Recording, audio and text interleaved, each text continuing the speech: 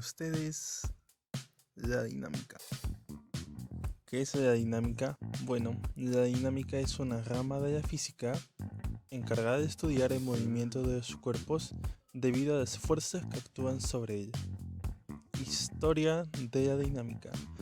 Como tres grandes representantes tenemos a Aristóteles, Galileo Galilei e Isaac Newton. Aristóteles fue quien nos introdujo el concepto de movimiento y lo dividió en dos, natural y violento. En el natural se nos explicaba que todo objeto cae con una rapidez proporcional a su peso, mientras que todo movimiento violento es debido a una fuerza de empuje o arrastre. Fue Galileo Galilei quien refutó las hipótesis de Aristóteles con su famoso experimento en la Torre de Pisa, en donde demostró que los objetos de distinto peso, cuando se sueltan al mismo tiempo y en una misma altura, caen juntos y llegan al suelo en el mismo momento. Newton fue quien agregó más a esta rama de la física con sus tres leyes de la mecánica clásica: ley de inercia, ley de la fuerza y aceleración y por último la ley de acción y reacción. Todas estas fundamentadas matemáticamente. El cálculo en la dinámica.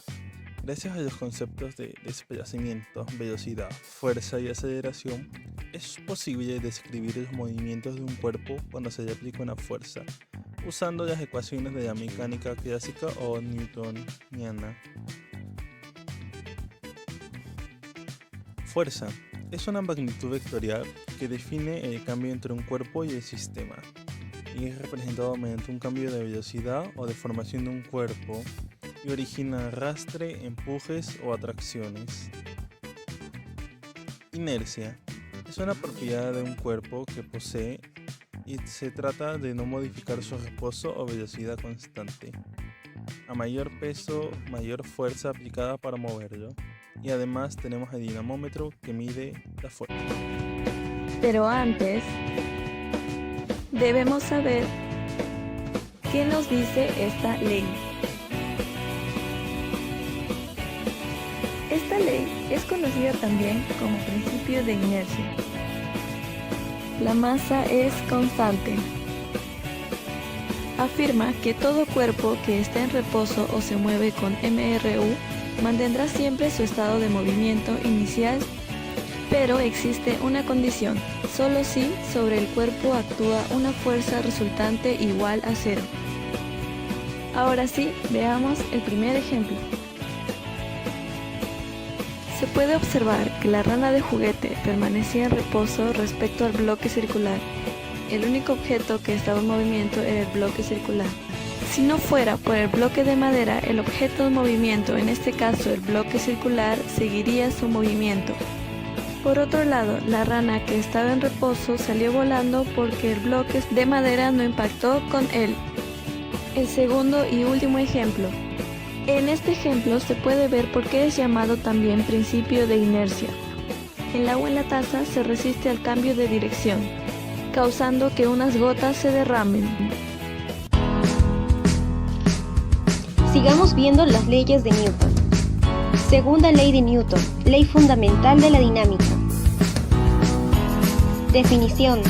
La segunda ley de Newton manifiesta que la fuerza aplicada sobre un cuerpo es directamente proporcional al producto de la masa por la aceleración, lo cual quiere decir que la aceleración de un objeto en movimiento responde a la cantidad de fuerza que se aplique para modificar su desplazamiento.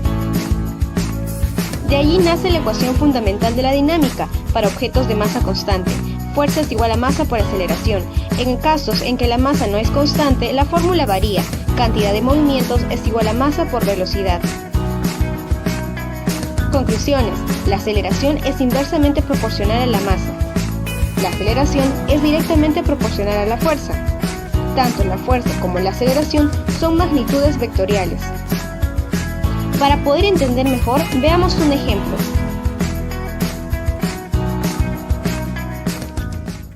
La segunda ley de Newton obedece a la fórmula fuerza es igual a masa por aceleración. Veamos estos tres casos para poder entenderlo mejor.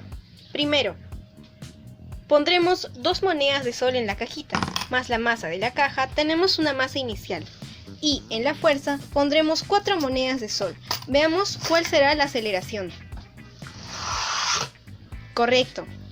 Vemos el segundo caso, donde duplicaremos la masa de la cajita aumentándole 2 monedas más de sol y la fuerza se mantendrá constante. ¿Qué sucede con la aceleración? Correcto. Esto ocurre porque la masa es inversamente proporcional a la aceleración. Y en este tercer caso, veamos qué sucede si la masa se mantiene constante y la fuerza se duplica. Es decir, le aumentamos 4 monedas de sol y la masa sería constante. ¿Qué sucede con la aceleración?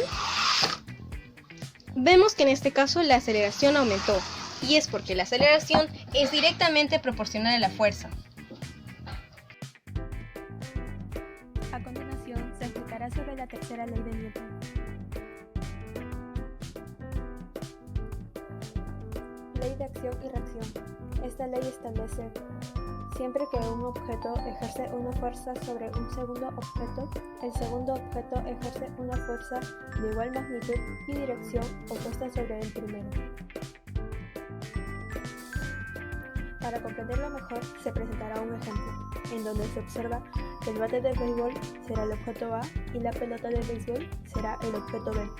Ambos, al interaccionar, aparecerán dos fuerzas.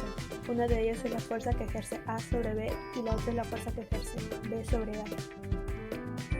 Entonces, podemos decir que la fuerza que ejerce A sobre B es igual a la fuerza que ejerce B sobre A, pero con el signo negativo.